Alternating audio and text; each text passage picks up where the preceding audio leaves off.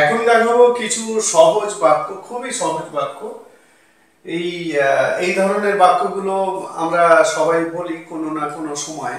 তো এই বাক্যগুলোকে কিভাবে ইংলিশে বলবো সেটাই দেখো। আমাদের জন্য কেন নয়, দেশের জন্য কেন নয়, আমাদের সামনে কেন নয়, ছাত্রদের জন্য কেন নয়। একেবারে খুব প্র্যাকটিক্যাল কথা।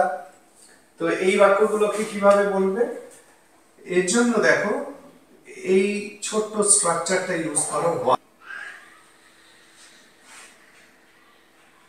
নট, যেহেতু কেন নয় তাহলে why not plus preposition,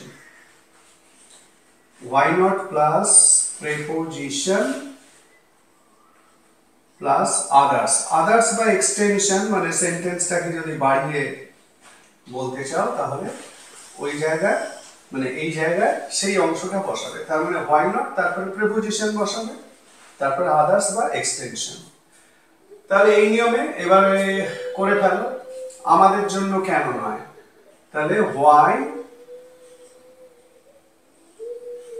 not, জন্য ফর, আমাদের আস, হোয়াই নট ফর আস। দেশের জন্য কেন নয়, why not for our country, আমাদের দেশের জন্য কেন নয়, why not for our country. আমাদের সামনে কেন নয়, হোয়াই নট বিফোর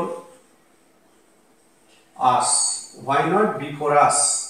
ছাত্রদের জন্য কেন নয়, why not for the students.